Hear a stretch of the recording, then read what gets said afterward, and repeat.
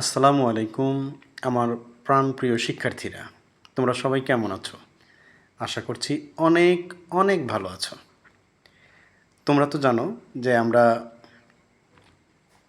7 নম্বর লেকচারে singular number থেকে plural করার কিছু নিয়ম শিখেছি। আজকে আমরা আরও কিছু নিয়ম শিখব।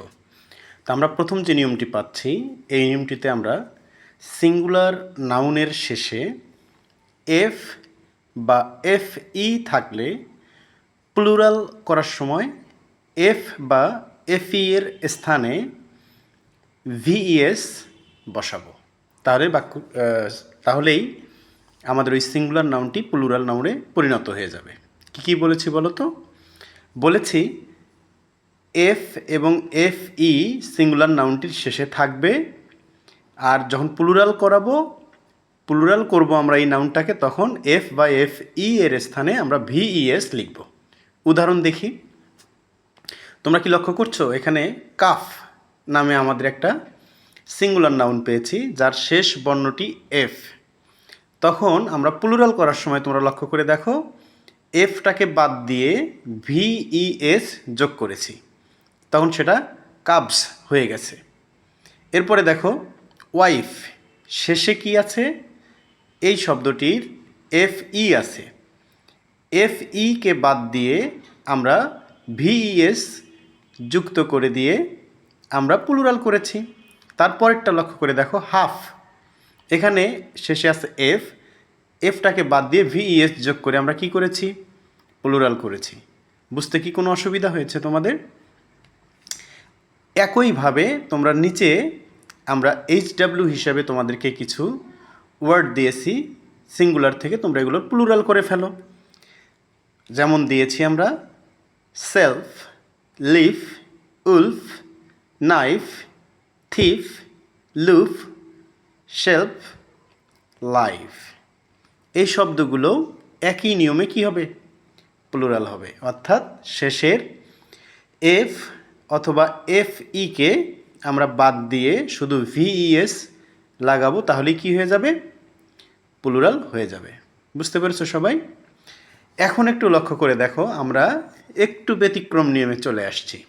যদি সিঙ্গুলার নাউনের শেষে I E F, I double F, double O F, U L F থাকে, তাহলে এস যোগ করে প্লুরাল করতে হবে।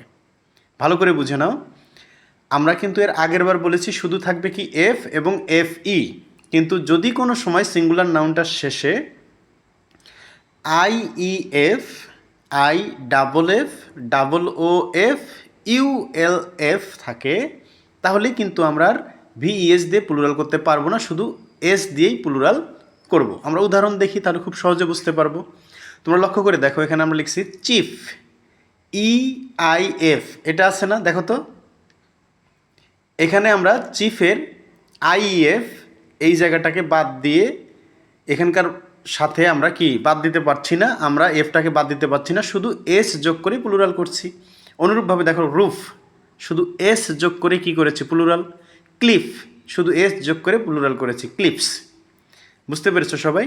তাহলে একইভাবে তোমরা নিচের আরও 3টি শব্দ দিচ্ছি HW হিসাবে, এগুলোরও কি করবে? প্লুরাল করবে। এগুলোরও শেষে দেখো ডাবল ও এফ আছে, আই ই এফ আছে, তাহলে এগুলো প্লুরাল করতে গেলে তুমি কিন্তু ভিইএস দিয়ে প্লুরাল করতে পারবে না। তাহলে কি দিয়ে প্লুরাল করবে? এগুলো প্লুরাল করতে গেলে তোমার কি হবে? অবশ্যই এগুলো প্লুরাল করতে গেলে শুধু এস যোগ করলেই প্লুরাল হয়ে যাবে। মনে থাকবে না কথাগুলো? অবশ্যই আমাদের মনে রাখতে হবে যত কষ্টই হোক, এবং এগুলোর যে বাংলা অর্থ সেগুলো তোমরা কি করবে? লিখে রেখে রাখার চেষ্টা করবে। এরপরে দেখো আমরা 5 নম্বর নিয়মে আসছি। 5 নম্বর নিয়মে কি বলেছি দেখো তো, এখানে আমরা বলেছি যে সিঙ্গুলার নাউনের শেষে যদি ও থাকে, কি বলেছি বলো? সিঙ্গুলার নাউনের শেষে যদি ও থাকে, ও তার পূর্বে যদি কনসোনেন্ট থাকে, অর্থাৎ ওই ওটার পূর্বে কি থাকবে? কনসোনেন্ট থাকবে, তাহলে আমরা কি করব? প্লুরাল করতে ইএস যোগ করব। কি করব? ইএস যোগ করব। তাহলে আবারও বলছি, সিঙ্গুলার নাউনের শেষে যদি ও থাকে এবং এই ওটির পূর্বে যদি আমাদের কনসোনেন্ট থাকে, তাহলে আমরা শুধু ইএস যোগ করেই কি করতে পারবো? প্লুরাল করতে পারবো। ভালো করে বুঝতে কি কোনো কষ্ট আছে? কোনো কষ্ট নেই। তাহলে আমরা উদাহরণ দেখি, উদাহরণ দেখলে আমাদের বুঝতে আরও অনেক সুবিধা হবে। এখানে দেখো আমরা একটা শব্দ পেয়েছি ইকো, শেষ বর্ণটি কি ও, এর আগের বর্ণটি কি এইচ, কনসোনেন্ট। তাহলে এবার আমাদের কি করতে হবে? ইএস যোগ করে প্লুরাল করতে হবে। এজন্য দিচ্ছি কি ইকো, ইকোস। এরপর দেখো হিরো, কি দেওয়া আছে? হিরো। তাহলে হিরোর শেষ বর্ণটা কি? ও। তার পূর্বের বর্ণটা কি? তার আগের বর্ণটা কি দেখো তো? আর। আরটা কি? কনসোনেন্ট। তাহলে ইএস দিয়ে প্লুরাল করতে হবে, যেমন আমরা এখানে দিয়েছি হিরো, হিরোস। একইভাবে আমরা নিচে যে শব্দগুলো দিয়েছি এগুলোরও কি হবে? প্লুরাল করতে হবে ইএস দিয়ে। আমরা এইচডাব্লিউ হিসাবে এগুলো দিয়েছি, শব্দগুলো খাতায় তোলো এবং এই একই নিয়মে সেগুলোর প্লুরাল করে ফেলো। আমরা শব্দ দিয়েছি buffalo, mango, potato, cargo, নিগ্রো, volcano. এই শব্দগুলোর বাংলা অর্থ তুমি ডিকশনারি থেকে বের করো এবং সেগুলোর বাংলা অর্থ লিখে তার প্লুরাল করে ফেলো। তাহলে কি হবে? তাহলে তোমার একই সঙ্গে সিঙ্গুলার নাউনটির অর্থও জানা থাকলো, পাশাপাশি তোমার প্লুরাল নাউনটির অর্থও জানা থাকলো। কি মনে থাকবে না? এবার চলে আসি একটু ব্যতিক্রমে। অর্থাৎ ব্যতিক্রম বলতে কি? আমরা যেমন এখানে বলেছি যে ও থাকবে শেষে, তার পূর্বে কনসোনেন্ট থাকবে, তাহলে ইএস যোগ হবে। কিন্তু তুমি এবার উদাহরণটা লক্ষ্য করে দেখো, ফটো, এখানে কি শেষে ও আসে না, তার পূর্বে টি, এটা কি কনসোনেন্ট নয়? কিন্তু আসলে এটাকে যখন প্লুরাল করতে যাব তখন এস যোগ করে প্লুরাল করতে হচ্ছে। পিয়ানো, পিয়ানোস, দেখো শুধু এস যোগ করে প্লুরাল করেছি, তাহলে ওই নিয়মটার সাথে ব্যতিক্রম হয়েছে না? অবশ্যই ব্যতিক্রম হয়েছে। তাহলে এটা কি করতে হবে? এটা একেবারেই মুখস্থ করে ফেলতে হবে। কি করবে বলো তো? মুখস্থ করে রাখবে। Photo, photos, piano, pianos. আর একটা দেখো, যদি আমাদের শেষে ও থাকে আর তার পূর্বের যে বর্ণটি সেটা যদি ভাওয়েল হয়, তাহলে আমরা কি করব? তাহলে আমরা শুধু এস যোগ করেই প্লুরাল করব। কি বলছি? আবারও বলছি যে আমরা যে বলেছিলাম যে সিঙ্গুলার নাউনের শেষ বর্ণ ও থাকবে, তার পূর্বে যদি কনসোনেন্ট থাকে, এখানে যেহেতু কনসোনেন্ট নেই, তাহলে আমরা এখানে কি দিয়ে প্লুরাল করব? শুধু এস যোগ করে প্লুরাল করব। বুঝতে পেরেছো সবাই?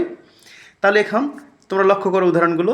Bamboo, bamboos, khaki, khakis, radio, radios. এবার আসো মজার একটি জিনিস।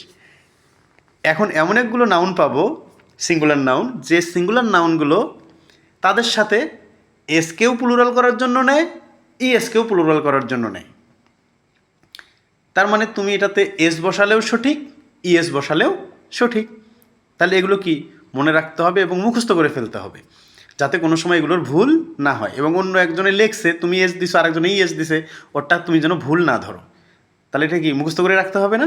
হ্যাঁ, এখানে কিছু উদাহরণ আমরা দিয়েছি, যেমন banjo, banjos, banjos, cargo, cargoes, cargoes, hello, hellos, hellos. Clear? তাহলে এবার আমরা চলে আসি রুল 6-এ। রুল 6-এর চমৎকার কিছু নিয়ম, এটা একদম মুখস্থ করে ফেলতে হবে। এটাতে মুখস্থ ছাড়া আমরা এটা কি কোনো সময়ই করতে পারি না। তাহলে এই রুলসটা হচ্ছে, কিছু সিঙ্গুলার নাউন আছে যে নাউনগুলোর মাঝের ভাওয়েল পরিবর্তন করে প্লুরাল করতে হয়। কি বলেছি বলো তো? কিছু সিঙ্গুলার নাউন আছে, এই নাউনগুলোর মাঝের ভাওয়েল পরিবর্তন করে প্লুরাল করতে হয়। আমরা তো এতক্ষণ দেখলাম যে এস যোগ করে প্লুরাল করা যায় শেষে, ইএস যোগ করে করা যায়, ভিইএস যোগ করে করা যায়, আইএস যোগ করে করা যায়, এগুলো আমরা দেখলাম না? এগুলো তো সব কি ছিল, শেষেই আরও যোগ হয়েছে। কিন্তু এবার শেষে কোনো কিছুই যোগ হবে না। কি হবে? মাঝখানের ভাওয়েল পরিবর্তন হয়ে যাবে। ভাওয়েলটা পরিবর্তন করে দিলেই কি হয়ে যাবে? ওই সিঙ্গুলার নাউনটা তখন প্লুরাল হয়ে যাবে। তাহলে উদাহরণ না দেখলে তো এটা ভালো করে বোঝা যাবে না, ঠিক না? তো উদাহরণ দেখো তোমরা। ম্যান, প্লুরালে করছে কি? মেন। এ ছিল ভাওয়েল, প্লুরালে গিয়ে পরিবর্তন হয়ে ই হয়ে গেছে। কি হয়েছে বলো তো? ই। ফুট, ফিট, ডাবল ও সেটা ডাবল ইতে পরিণত হয়ে গেছে। মাউস, মাইস, ও ইউ কিসে পরিণত হয়ে গেছে? আই।